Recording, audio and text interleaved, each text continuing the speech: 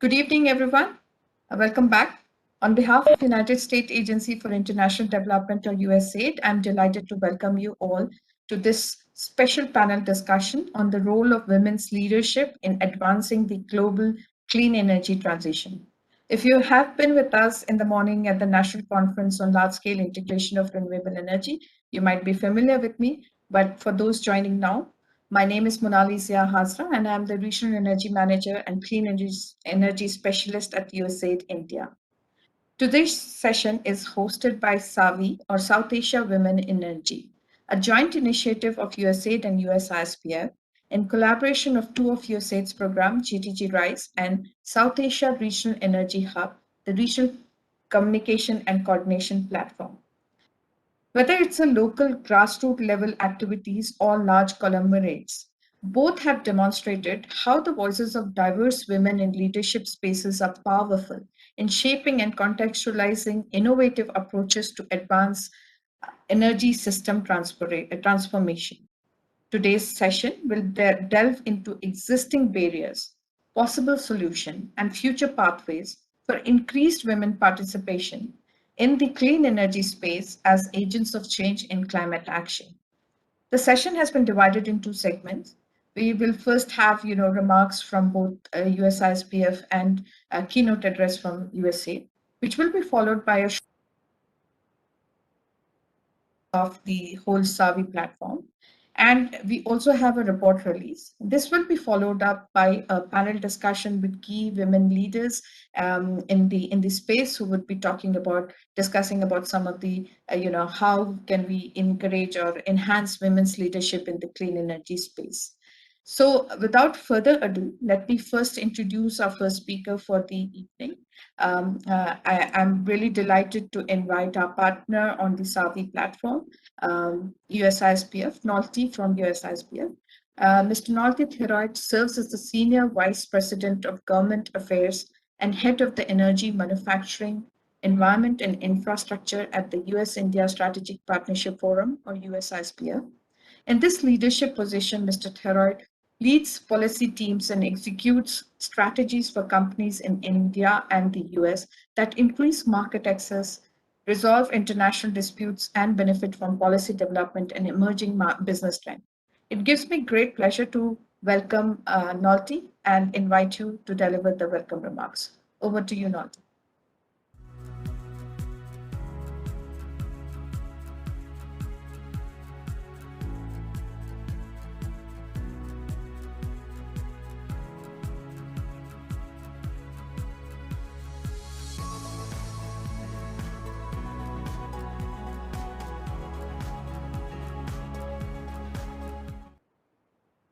Thank you, Manali. Hello, everyone. It's a pleasure to welcome you to the South Asia Women in Energy panel on the role of women's leadership in advancing the global clean energy transition.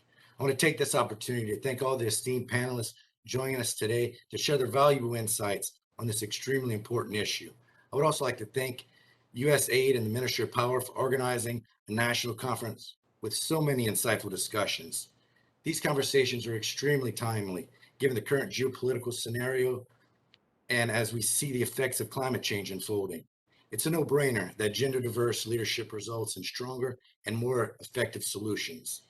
As we embark on this journey towards clean energy transition, we must understand that women's leadership has the capability to fast-track an inclusive transition to a clean energy economy.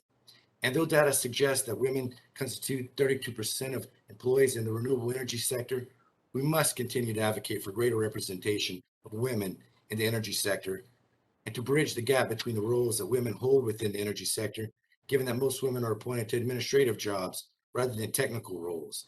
And we must continue to push for more women in leadership roles. USISPF and our members believe that much can be done to bring women to the discussion table. And it is this motivation that led to the formation of the SAWI initiative, a joint initiative between USISPF and USAID. Through SAWI, we hope to provide a platform for women to form collaborative and strategic approach towards reaching gender equality goals and building strong pillars across these sectors. So with that, we hope today's discussion will give us an opportunity to create more equitable, localized, and democratic energy systems as we encourage women leaders roles in lowering our carbon emissions and the transition to cleaner energy. Thank you.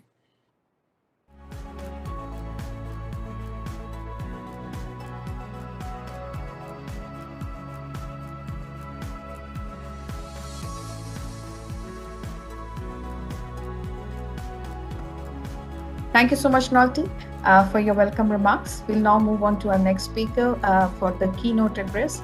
Let me first introduce Ms. Karen Klimovsky. Ms. Karen Klimovsky is a career member of the U.S. Senior Foreign Service and assumed the duty as the Indo-Pacific Coordinator at USAID India in April 2019 and is currently serving as the Deputy Mission Director, USAID India. Prior to her assignment in India, Ms. Klimovsky served as a Foreign Service Officer with USAID in Manila, Philippines, Kampala, Uganda, Nairobi, Kenya, and Jakarta, Indonesia. So we are really delighted to have you with us, Karen, and I'll welcome you to please deliver the keynote address. Over to you, Karen.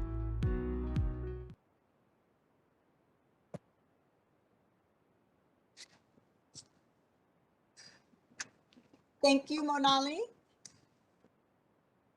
And very good evening to all of the climate and gender champions from across the globe joining us today. It's wonderful to see Nolti from the US-India Strategic Partnership Forum and Waisali from the Renew Power. On behalf of the United States Agency for International Development, I'm delighted to welcome you all to today's important discussion on the role of women's leadership in the global clean energy transition. This event marks today's final session of the National Conference on Large-Scale Integration of Renewable Energy in India, as we prepare for the US-India Strategic Clean Energy Partnership Ministerial in early September. With a development partnership spanning more than 70 years, USAID has evolved in parallel to India's growth, with our program shifting over time to reflect the country's development progress and trajectory. Together, we support clean energy and environmental reform, tackle the climate crisis, improve health, encourage inclusive economic growth, and bolster the COVID-19 response in India and across the world. Energy in particular is a key priority for the US-India relationship and is one of our most vibrant partnerships. USAID is proud to support India's international climate commitments and renewable energy targets and applauds India's recent milestone of reaching 100 gigawatts of renewable energy capacity. It's important to note USAID is supporting India's transition to affordable and sustainable energy that not only reduces emissions, but spurs economic growth, powers health systems, and promotes sustainable climate investments. Today, we're here to focus on an important topic, the role of women in addressing climate change. Despite global progress on women's rights and equality, women continue to be underrepresented in the fields of science, technology, engineering, and mathematics, representing only slightly more than 35% of the world's STEM graduates. Moreover, a recent United Nations study found that women held only 28% of global managerial positions in 2019, a statistic that has remained unchanged for nearly 25 years. At USAID, we believe gender equality and women's empowerment are not just a part of development, but are the core of development. Over time, we have learned that investing in women and girls is essential to transforming communities. When women do better, families do better, communities do better, and countries do better. The role of women in today's world is crucial. Strengthening women's participation in the workplace will bolster progress towards reviving the global economy, especially as countries recover from COVID-19 and address priorities for a sustainable future. USAID is proud to support the South Asia Women in Energy Platform, established jointly by USAID and the US-India Strategic Partnership Forum, to promote women leadership in the energy sector. Earlier this year at SAWI's first leadership summit, US Special Presidential Envoy for Climate, John Kerry, said, Gender balance is critical to effective policy and decision-making to ensure policies adequately reflect the people that they are meant to serve. He added further that is not only critical for economic growth and sustainable development, but it is also essential to tackling the climate crisis. SAWE's objectives extend beyond corporate boardrooms to highlight issues across the energy supply chain, from enhancing capacities of women in the energy utilities to providing a mentoring and networking platform for women in energy and manufacturing. Enhanced participation of women and gender equality is a priority for all of USAID's work, and we are focused on strengthening opportunities for women to formally participate in all sectors at all levels. USAID's energy programs integrate women into industry and work towards resolving gender concerns, not only to improve prospects for women and girls, but to increase the effectiveness of all of our work. We at USAID remain committed to women's empowerment, as we've proven by our decades-long track record of teamwork across the globe. SAWE is a testament of that commitment and is raising awareness of women's crucial role as agents of change.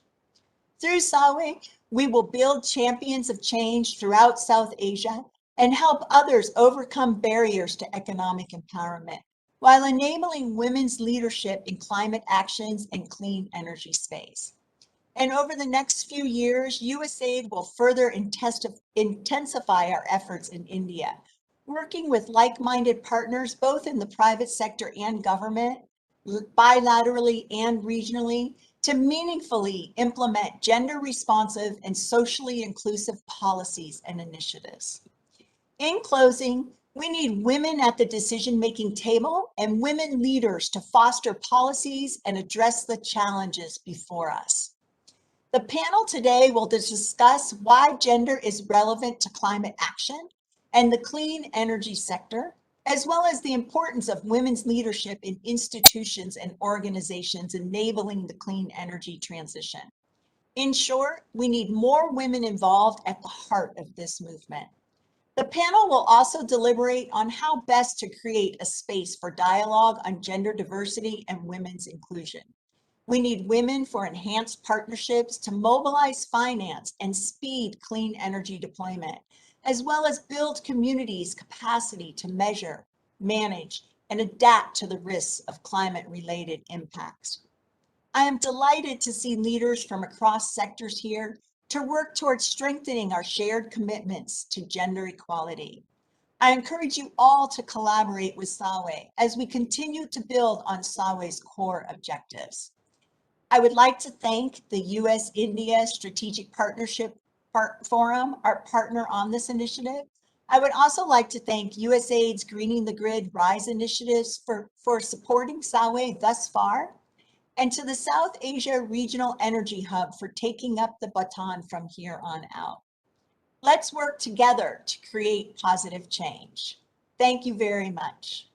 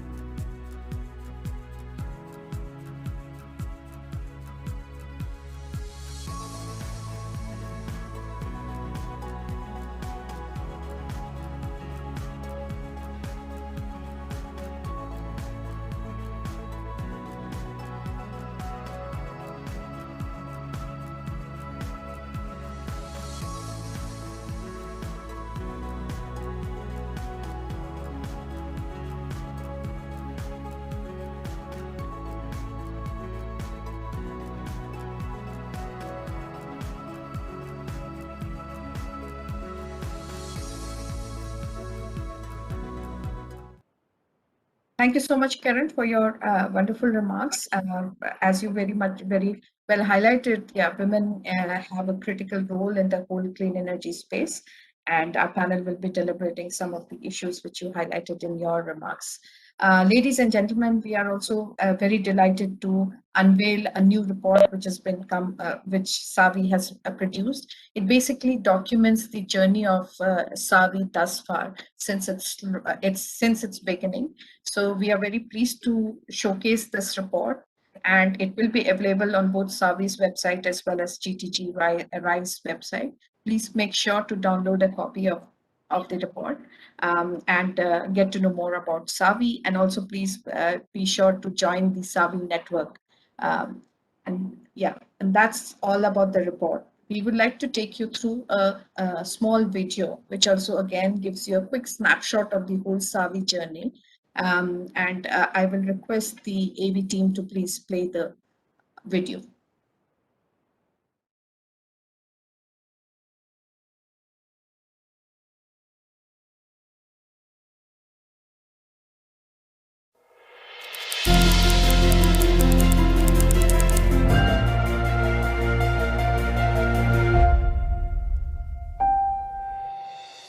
USAID strongly believes in gender equality and women's empowerment as the cornerstones for effective and sustainable development outcomes.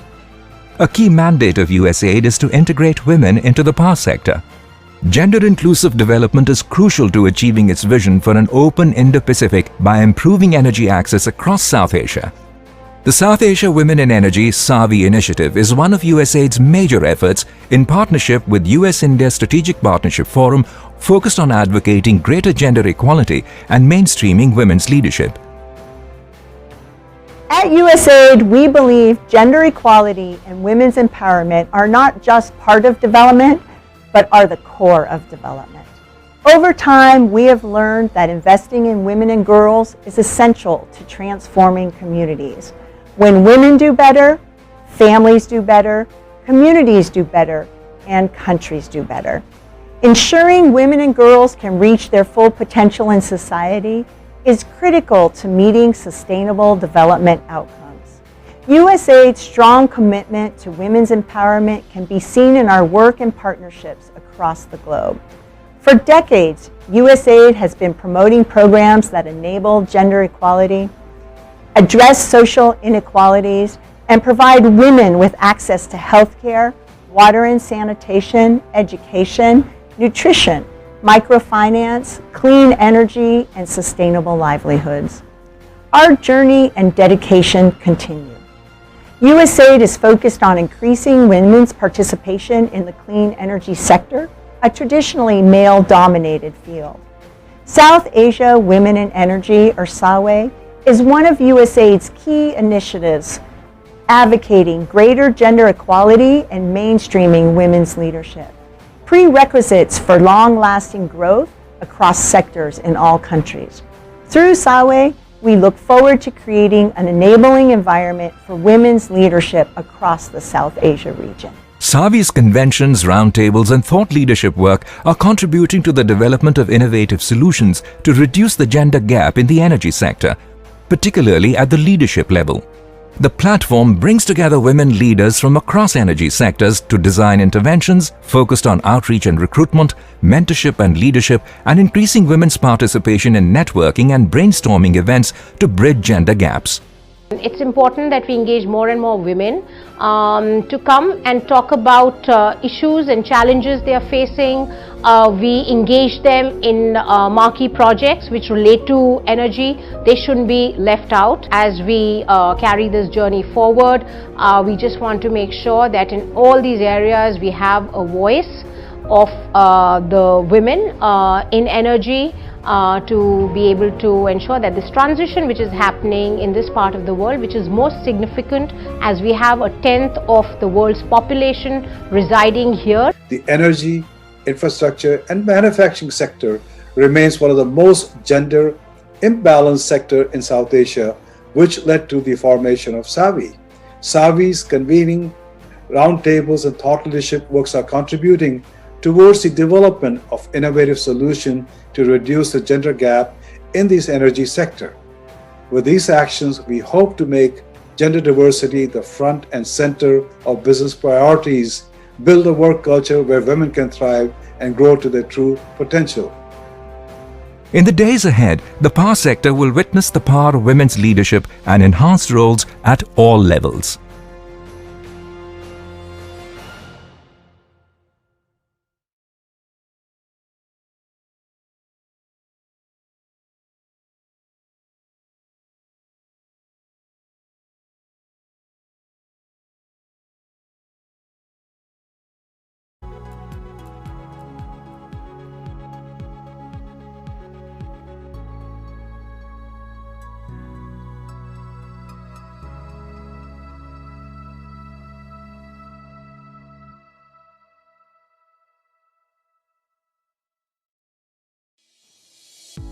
Thank you so much, ladies and gentlemen, for watching the video, which we have put on the a short video on the journey of Savi. We'll now move on to the next segment of our session today. We have with us a very eminent panel member and a very capable moderator to take the discussion forward. I will quickly introduce Dr. Shalini Sarini, Executive Director, Electromobile Act and Co.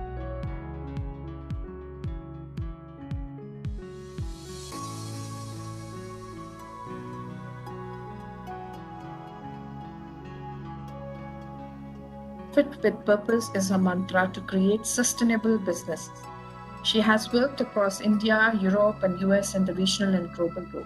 She is the co-founder and executive director of an EV charging startup, Electromobilitat, and is a trustee and chair at the Center for Clean Energy at Laksha University and on the Academic Advisory Committee of MDI. I'm really delighted to welcome you, Shalini, as a co-chair of SAVI and one of the driving forces behind SAVI. So over to you to introduce the panel members and take the discussion forward. Thank you very much, Monali, and thank you once again, SAVI, USISPF, USAID, and of course, GTG for all the work that you have done so far. And now, of course, South Asia Energy Hub for taking the baton forward from here. So I'm really delighted that we have a very eminent panelist today speaking to us, and we'll talk about the same topic. The problem statement being that we are discussing inclusion and equity in the energy sector. Whereas the opportunity is that women representation which was 22% in the oil and gas sector, has gone up to 32% in the renewable energy space. Now, 32% is not good enough because at birth we are 50-50 and we need to be able to have 50% participation. However, the sad story is that most of the participation is in the administrative roles. Unfortunately, in the STEM areas, and more importantly, in the decision-making areas, we still lag way behind. Especially at the board, men still represent 75% of the roles. So, energy transition, what opportunity does it give us? We've seen unprecedented opportunity in this transformation of the energy sector, from decarbonization to digital energy to democratization of energy per se.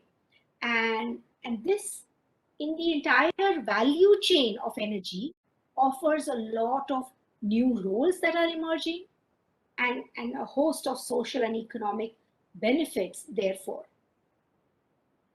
Now, there are 6 broad areas, according to me. If we are able to address them, then we'll be able to move the needle. And we are going to ask a lot of experience sharing from our esteemed panelists today. 1, on infrastructure.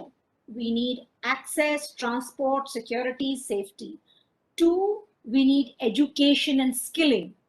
3, we need access to finance and what are the various schemes, therefore, associated with this, and of course, pay parity. For decision making in key roles and increased participation of women in this dialogue. 5, what are the social and cultural norms, therefore, not really giving a level playing field to the women to participate and be available in various roles. And lastly, what is the role of audits and quotas in this play? So with this, I move over to our panelists now, who will speak to us for approximately 5 minutes each. And you can post your questions in the chat box. Do we have Sharmila join us?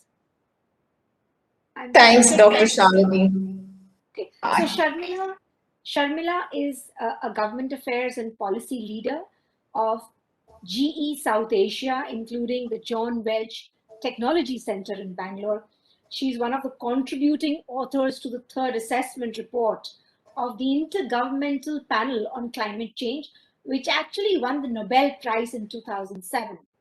She has more than 25 years of international experience in policy, regulation, and climate change, and has worked across geographies. Handing over to Sharmila to share more of her experience, but given that GE works in some of the most important sectors of the economy, namely power and now renewable energy more so, what, according to you, are the barriers that hinder full participation in leadership roles, especially in our region? And what are new forms of leadership that are essential in unlocking this potential? Thanks, Dr. Sareen. So thank you to SAVI, USISPF, and USAID. GE's fortunate to have been here in India for about 120 years now, and we have 16 manufacturing facilities, and we employ about 19,000 people.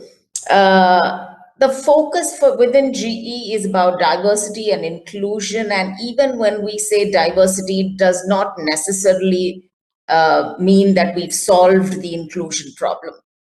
And so both diversity and inclusion remain one of the top priorities for the leadership. Right here in India, for example, we have the one and only manufacturing facility for GE anywhere in the world. It's called the Multimodal Manufacturing Facility in Pune. So if I take that as an example, what would be the barrier that one would see? I mean, two top barriers. One, very seldom do you see women in the shop floor. And that was one of the biggest challenges that we took on to say, we were at, marginal, and then we wanted to grow, 10, 20, and 30. And today, fortunately, we're at 30. It's not a good enough number, but it's, I think, good enough to make a beginning. And that took a lot of, from, as you said, Dr. Sareen, from skilling. It's not typical that women actually want to be on the shop floor. From skilling to infrastructure, where, you have buses, you have security, everyone. All the way up to, and then when they are there, we have what is called Hire, Retain, Grow program, all the way up to wellness programs. So once we do the entire spectrum, we've at least now managed to grow, the last few years, from 15 to 30%. But one of the things that I would say for GE continues to be, how do you employ, engage women, include women in the industrial sector? Given the 16 manufacturing facilities that we have, great opportunities for women. The second one that I would say is also the mid-level, where we, typically see a leaking bucket. That while we can hire and we try to retain them, at a position where they have the ability to grow is where they would all like to move away. Either for personal reasons, husbands getting transferred, something else happening, so they're the first one to make a change. And therefore, we've put together another set of initiatives, which is that, we women who are there, move from being a mentor to a sponsor, pick some women, say that you're the sponsor, work with them to see that they are, because the moment the mid-level pipeline's not strong, then, the movement upwards to leadership becomes a challenge.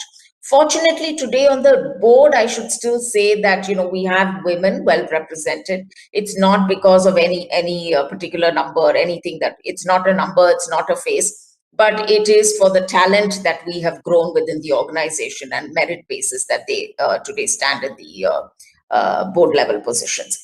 So we continue to also work with external agencies who can help us hire and retain talent, and focus on what we look at as a broader strategy, which is diversity and inclusion. I'll stop there, and I'm happy to listen to everyone and take questions later. Thank you for the opportunity.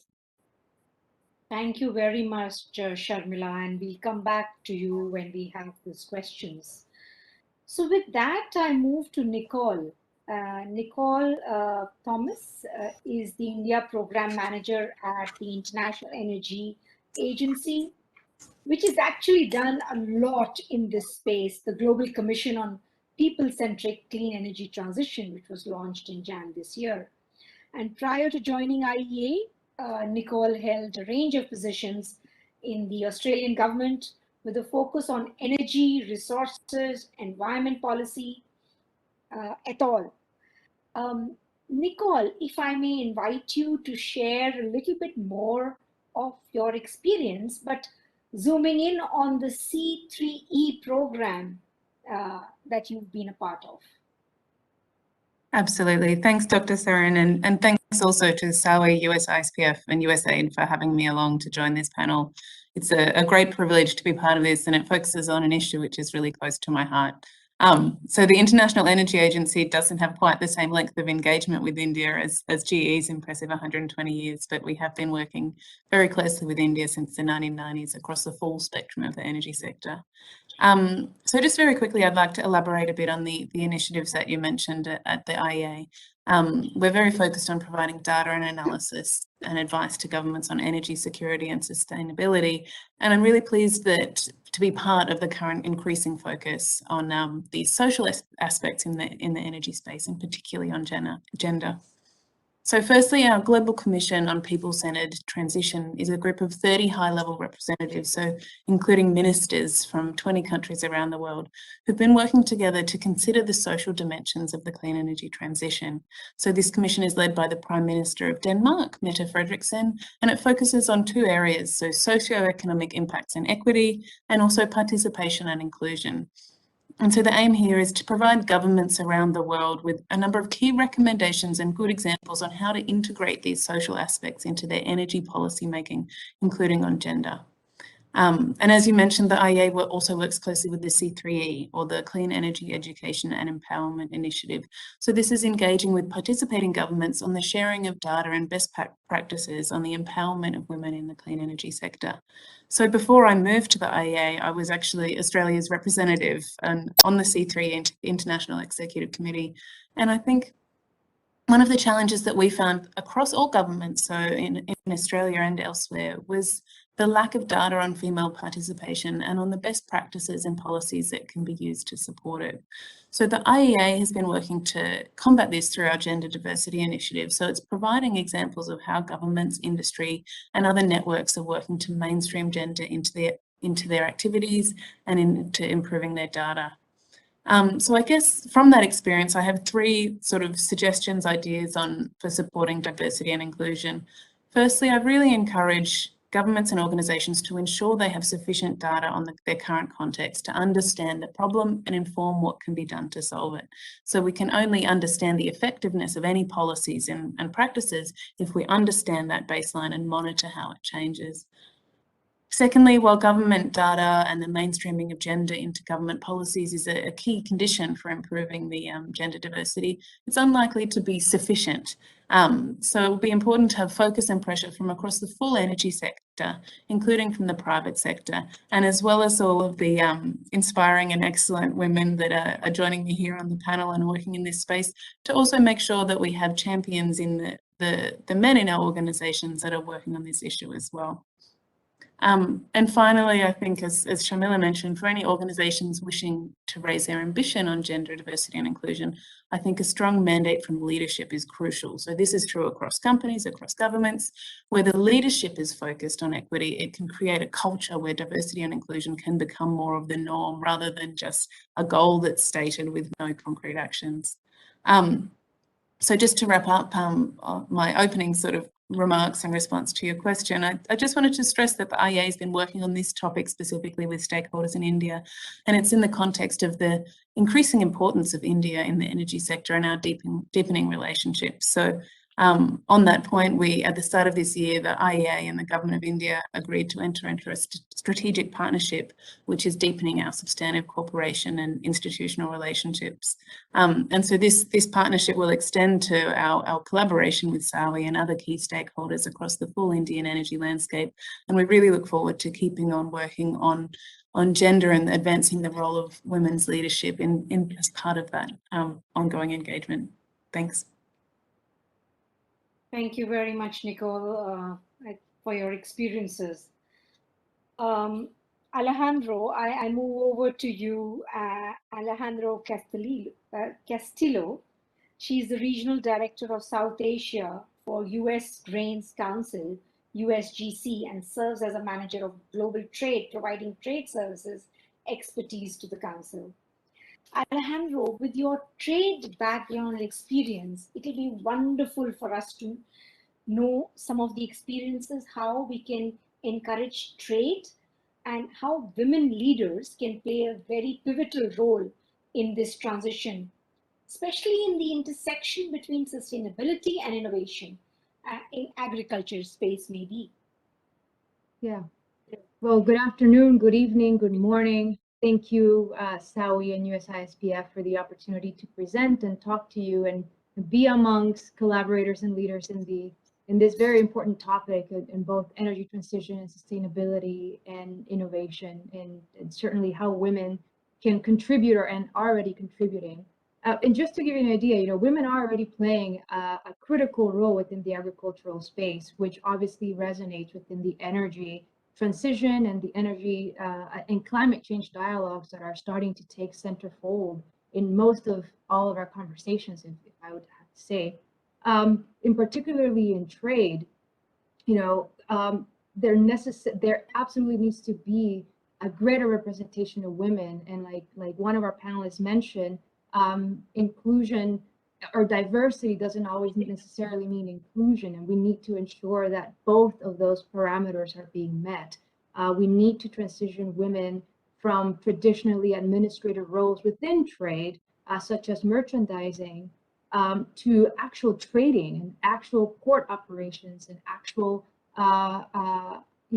physical trading of commodities from the interior of countries to importing processes, etc. And we are starting to see that, in the developing world. Just to give you an idea, women make up about 48% of agricultural employment, ranging from farmers to farmer workers to horticulturalists to entrepreneurs to business owners and community leaders.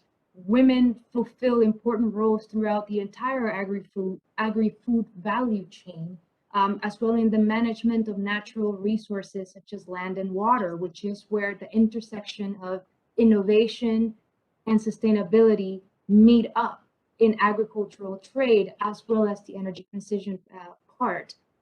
Recent studies reveal that in the United States alone, the presence of female farmers is associated with distinctly different agricultural practices and activities like consumer-oriented agritourism, as well as different crop and livestock production patterns, long-term operational practices on farm that are usually more associated with women, where I think that we will find that the lived experiences of female farmers, female agricultural producers are vastly rich and enriching to the supply chain as well as to the energy transition. Women don't not only farm the farms, they're also managing the resources, actively managing food resources, actively managing community services in their societies, in their lift-in communities. They're performing other services that feed the entire agri-chain supply.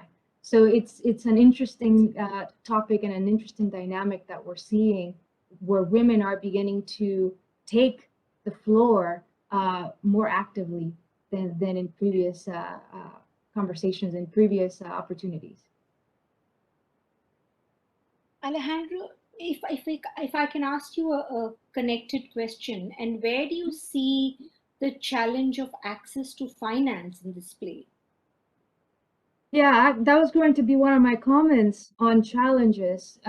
Financial access to financial resources, I think, come in two ways. One is the educational piece. It's the awareness of what financial structures are available to women, particularly in rural communities.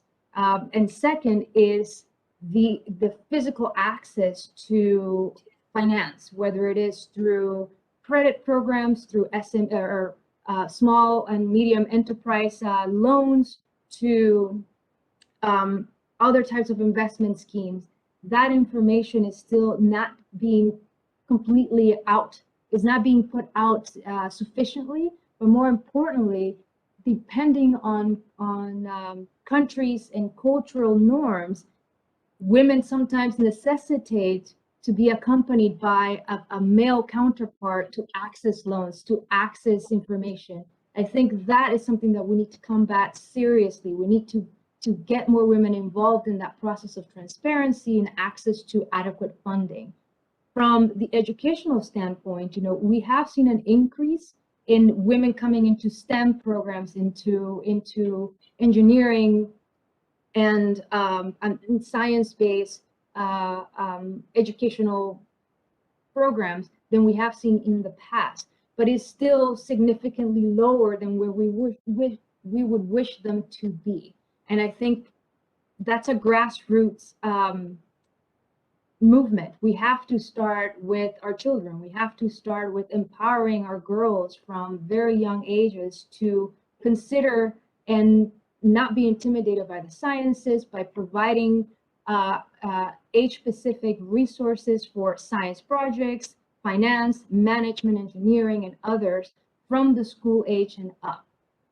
From a professional standpoint, I think that we still are seeing a limited amount of women in boards, women in banking, women in leadership positions where they can make a difference in that way. So I think if we look at these two pathways, we could do some significant changes in inclusion of women voices at the negotiating table level. Thank you very much. With that, I move to Shanti, and Shanti Karna is the Chief Technical Advisor UNDP and currently works out of Djibouti. Prior to this, Shanti worked as Climate Change Program Analyst and Portfolio Manager with UNDP Nepal, leading several development management oversights and these programs of resource mobilization effort. Shanti, while we ask you this question about what you have done in terms of climate change crisis in Nepal, and what has been your approach to increase women leadership, I am very tempted to ask you about the cultural connotations and nuances and how we can move the needle in that context as well. Good afternoon. Greetings to everyone from the Horn of Africa. Djibouti is here. And thank you, Dr. Shalini, for the question. And thank you for the opportunity for, to add my perspective. I would like to put the overarching climate perspective and also kind of the need for the women leadership at the grassroots level, to complement the perspectives that have been shared by the esteemed panel members.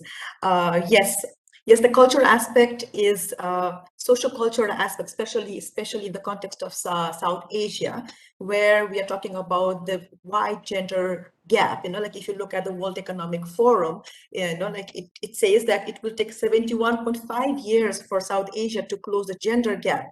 That sounds like none of us will live to see that they come or that happen, right? And also luckily, like I was watching the panel, all of us happen to be women, something for a change, like I think a good change, gradual but a good change that we can celebrate, I guess.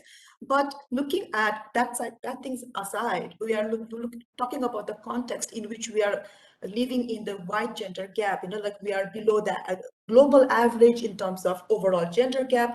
When we talk about the economic empowerment, economic participation and opportunities for women, let's forget, it is like way smaller, like achievement that we have had. It is 36.5% as compared to the global average of 58% of the closing of the gender gap in the economic empowerment. Under this context, we are also looking at the vulnerabilities of the women who, like are, as the, like as question said, the frontliners of the climate combat, like, so if they are at the frontliners of the climate combat, how much of their voices have been included in the design of the programs, which is supposed to address their problems, address their climate vulnerabilities, because climate vulnerability is directly proportional to the voices, their economic empowerment, gender parity, all of that, like has to be part of the equation, which is there in the rhetorics, which is there in the researches, but how much of that is in the practice? Because most of the programs are either designed in the like air-conditioned room where climate change seems to be not affecting, or by designed by the mostly male. I'm sorry to all the male, like professionals here. I don't have anything personal against anyone, but it is the reality that we are living with. Will they be able to associate with the problems, day-to-day problems of the grassroots women for who fetching water, fetching fuel load, or like not having the land ownership, or not having access to the credit, or all of those small things that we living in the urban areas find it as a taken for granted privileges are completely not there. Is kind of a dream for women, and for them these climate aspects are the day-to-day reality. That's not like any fancy like terminology, like an access to energy is not like, oh, we are having the load shedding. Coming from Nepal, I have lived like 18 hours of load shedding in the 24 hours daytime, and then so I know what it is to live in the dark, right? Like, and so that I can associate with the lives of the women living in the rural context, not just Nepal, but anywhere else.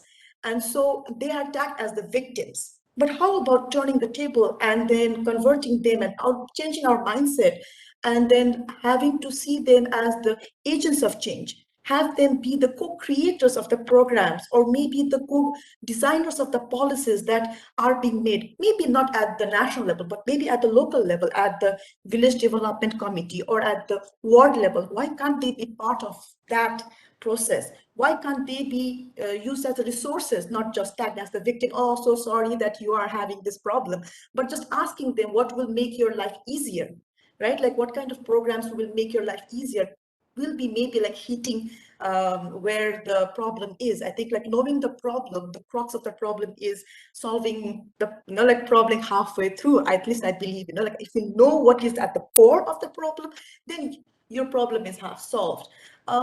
So looking at that, like I've been hearing about the corporate level women participation. If we are still struggling at the corporate level, at the like board level, like the situation is even more grim at the grassroots level. But through the UNDP work, because we are very present at the grassroots level, like working with the people on the day-to-day basis, and with my personal experience also, we've been to the rural places off grid, like where like having grid is very, very, economically not feasible, financially not feasible. So they are there who've been trained to operate the high hydropowers. And through that operation, so if trained, they can do. So that is the leadership that they have taken up to add some livelihood measures for options for them, and then make some money for education, for small daily, like treats for themselves, so that they feel more dignified. And that is, I think, the birth of the women leaders at the grassroots level. Because one woman leader, if is successful and if finds dignity, then that can motivate other, like younger girls, as Alexandra was also saying, like motivating to come into this stream, right? Like, and also then that is how I think we will have the ripple effect. And as they say, every drop matters, and that can go up. And I think if in the South Asia, we can be leaders in terms of political representation, in the terms of number of women who are leading in the politically. Why can't there be women leaders in the energy sector, in the climate sector? Maybe we can be the region, because we have had, we have had like Indira Gandhi, like Benazir Bhutto, like in the region, we have had a lot of exemplary women leaders in the political arena. So that can be also taken as an example of the parallel to draw, saying that it is not that difficult, like if right platform is given, like for some it has to be given, for some they can make their own space. So I think that is based on what I have seen and that I believe in, that this can be done. Thank you. Thank you very much, Shanti, and thank you for sharing your passion for this topic. With that, I move over to Irene. Irene Guiner Ricky is the president of Global Forum for Sustainable Energy, vice president of Renewable 21, REN 21, Australian ambassador to People's Republic of China and Mongolia, and currently Austrian ambassador to Brazil and Suriname. Her main areas, sorry, I said Australian, but it's Austrian ambassador. My apologies. Her main areas of expertise are economic and social development, women's rights issues, environment, energy, and development cooperation. Irene, with this fantastic experience across the globe, having worked closely with governments in your capacity as a diplomat and having led multi-stakeholder platforms at a global level on sustainable energy, how do you think women's leadership and its principles of gender diversity and inclusion intersect? And I'm particularly intrigued on inclusion rather than diversity, because inclusion is way beyond just the numbers, and that is actual seat at the table and the nuances of ensuring that it's not only gender but the social intersection. So over to you to share more on this renewable energy transformation and your role. Thank you very much. Well, first of all, I would like to thank Xavier for this initiative and for including the Global Women's Network for the Energy Transition in this very fascinating panel. I finished public service at the end of March after more than 40 years in public service. I'm currently a former ambassador. I'm a retired diplomat. But throughout my work, the intersection between gender issues and sustainability issues have been very much at the forefront of my concern. Today, it is well established that there is a very close connection. But when we started out in 1992, defining the first Agenda 21, neither energy nor gender were recognized so much as they are today as important factors and as elements for the transformation that we truly need. So I believe the role of women at all levels of inclusion, be it at the family level, be it at the level of a local economy, a national economy, or even at the world economy, by now is documented by so many figures and so many statistics, from McKinsey to the World Bank, so all across the ideological spectrum. There is no dispute that it is beneficial if women are included on a par with men, beneficial for all levels of society and for society at a whole. Now, we have also heard from previous speakers that there are pervasive gender bias obstacles in sustainable energy, just as much as they are in the old energy sector. I believe that it is slow work to change this, because unconscious bias are very deep-rooted and they are happening actually in all societies. So we cannot hope to change the situation from one day to the next. But what we do very much at the Global Women's Network for the Energy Transition is a couple of things. One is we focus on energy transitions as a whole. Now, we know that sustainability is so closely linked to changing the energy system. So we have energy transitions going on now in many countries and in many companies, in many industry associations, etc. But often it is not recognized that energy transitions are so much more than just shifting from one polluting fuel to a non-polluting fuel. They're actually very deep transformations of society. They change the way we produce, consume energy, but also how a lot of other processes in our societies happen. They have a great potential for more democratic decision-making, more participatory decision-making, more control of local people over the resources that they actually have or need to use. So given the fact that energy transitions are such deep transformations of society, I think we have to make the point even more strongly that we cannot hope to achieve a thorough transformation of society with only half of the population involved. We definitely need to have 100% of the population involved.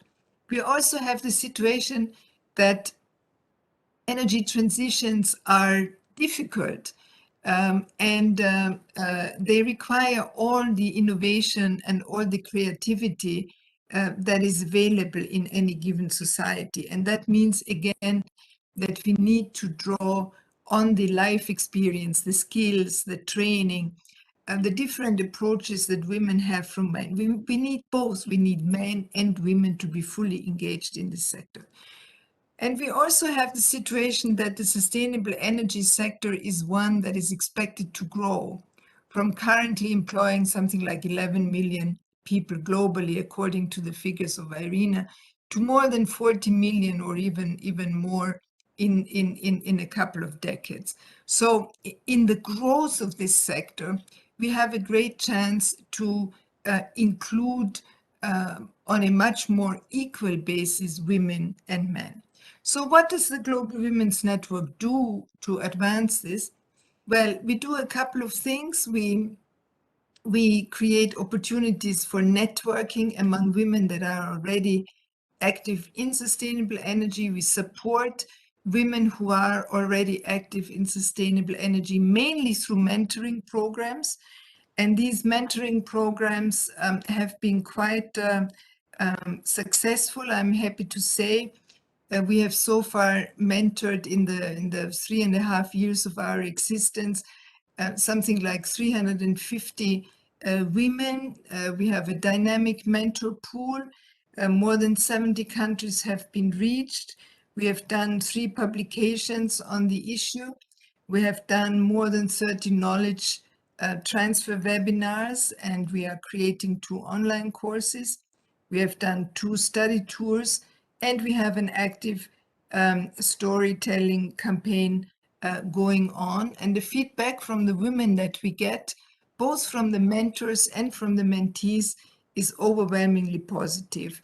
So while this is an approach, basically one woman at a time, we believe that it is a very good way of reinforcing what was also mentioned by some of the previous speakers, the distinguished previous speakers, that women are already now agents of change. It's not something that we need to hope for or await anxiously. It's already happening. And we are also working very much at showcasing successful women in sustainable energy at all kinds of levels and at all kinds of professions and from all kinds of angles. And we believe that that is very much the way forward. SDG 5, gender equality, and SDG 7 are closely linked. And I believe both of these SDGs are needed if we want to make progress on Agenda 2030 in general. With that, I close. I think I've exhausted my time, and I'm available also for questions. Thank you. Thank you very much, Irene. And it was wonderful to hear all the panelists today, where you've touched upon the importance of infrastructure, you've touched upon the importance of data, and you know how we create baseline to be able to have the right, set the right ambition. And we all understand that women are already playing a pivotal role in the entire value chain of energy transition, which actually is more holistic than siloed. And while we are decarbonizing, digitizing, democratizing, and decentralizing energy, this really gives women a lot of opportunity to participate in the true sense. And you know, we've touched upon the access to finance, which plays a very pivotal role, where of course much more needs to be done. But this entire change or transition starts from the family to the community, to the education, skilling, private sector, public sector, and governments at large. So with this, I want to do a rapid fire round with each of you panelists who've shared your experiences with us. And that is that what is one thing that you have contributed personally to be able to move the needle? That's my first part of the question. And the second part of the question is, what is the call for action for SAVI where you would sign up and join hands? So over to you, Sharmila. We'll go through the same sequence. So Sharmila, you'll have to unmute yourself. Thank you for reminding. The one thing that I very recently completed was something called She Inspires, an initiative within GE, and that was to sponsor mid-level women colleagues in the ecosystem. That's one. And then the call for action would be, I'm just thinking, anything related to inclusion more than diversity, I would say. Great, thank you very much. Thank you. And the same question over to Nicole. Thanks, Dr. Serene. And I think on the personal question, it's tricky. I think it's the culmination of a lot of small actions over different parts of my career. I think I've always tried to focus on, so in the Australian government, encouraging our participation in C3E and as so much as I was then the executive committee member, and then now working with India through the IEA and trying to focus on gender in our work here as well. So trying to, I think the small actions from individuals can all add up and is really critical.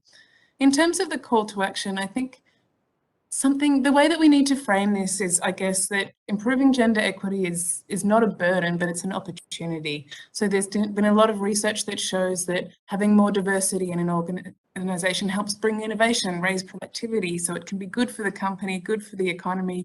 And other research has shown that companies with more women on their boards of directors have had decided to make more investments into renewable energy and had greater consideration of environmental risks. So, you know, it's good for the world as well. So I think we need to really focus on and emphasize the positives in the way that we make sure we take this issue and take this advocacy forward. Thank you, Nicole. With that, I move to Alejandra. With the same two questions. Thank you, and thank you, everyone. On a personal note, I have recently just become a mentor under the Women in Food and Ag organization, and I've also joined on gender and inclusion and diversity for WOMAG based here in Singapore, looking at increasing the voices of female, of women in agriculture space in Singapore and Southeast Asia in particular. And I guess the call to action is, I'm always intrigued with the narrative of female voices, you know, and there's definitely a plethora of opportunities to hear about women, you know, quote unquote, that have reached success. But I think that we need to amplify the voices of women who are in the process of success, that are just beginning the journey of success, that are redefining what success looks like. I don't think that we hear enough about those stories. And if there is an opportunity to create a platform for these voices to be amplified, to be elevated, that would be my call to action. Thank you very much, Alejandra.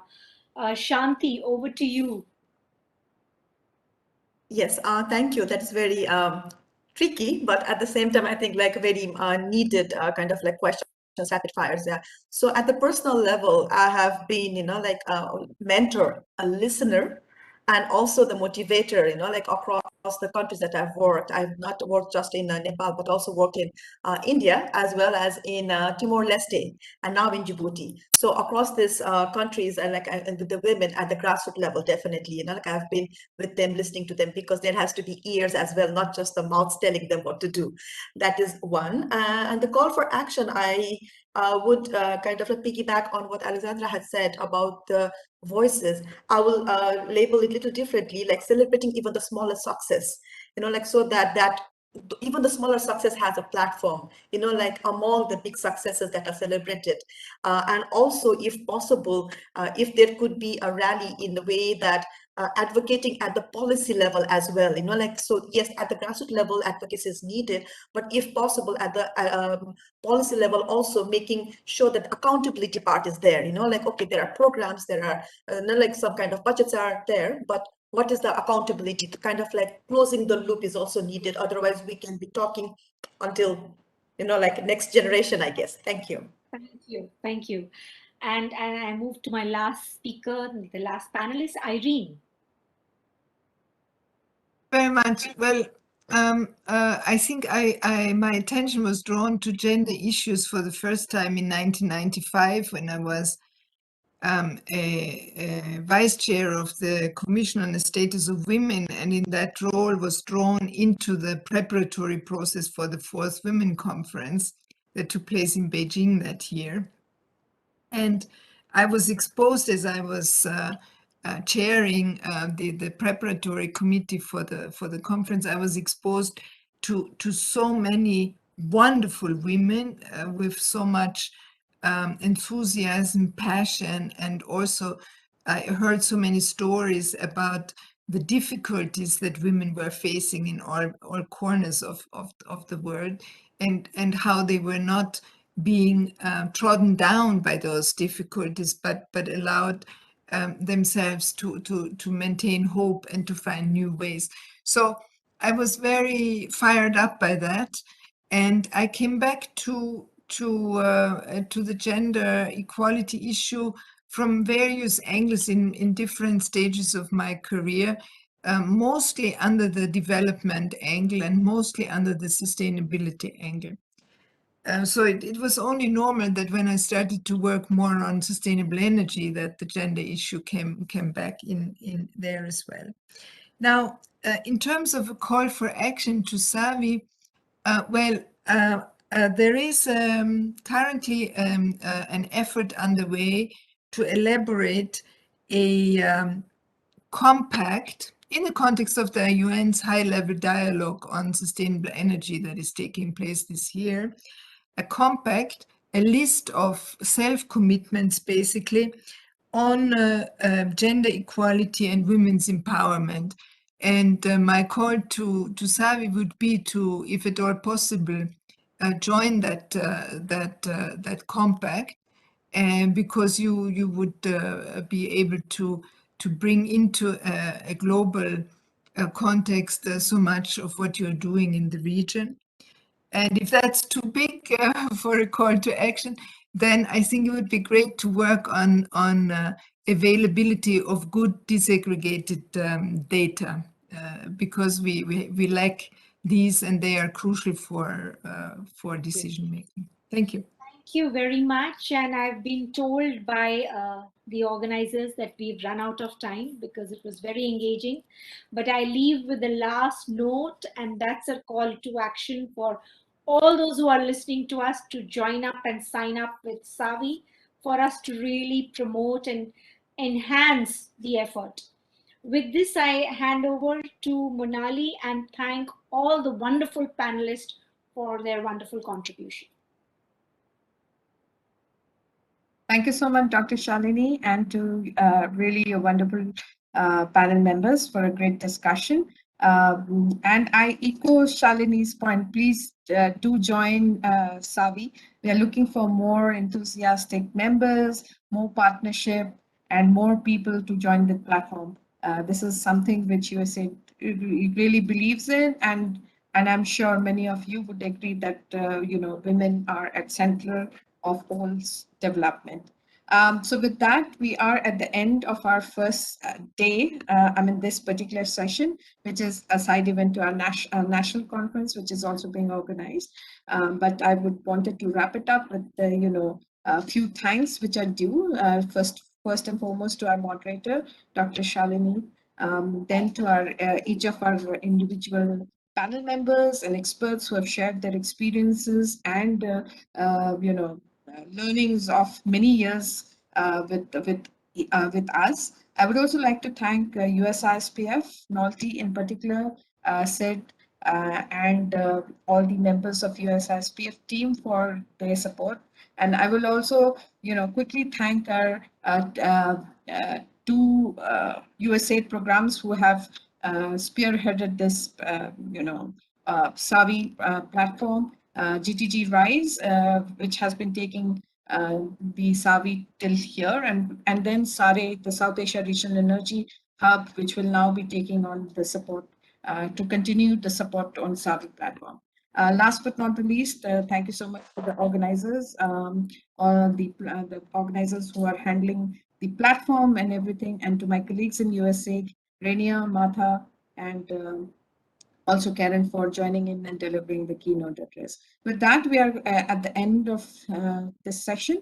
I hope you will join us tomorrow. We have an exciting, session tomorrow. Few sessions, on flexibility in the morning. We have another side event which is more focused on private sector engagement. And please do join us at 10:30 in the morning. The side event is at an earlier time. I think it's from 6:30. Yeah, so please do join us. And it was wonderful to have all of you, the panel members and the moderator. Thank you so much. And we'll sign off here. See you tomorrow. Good night.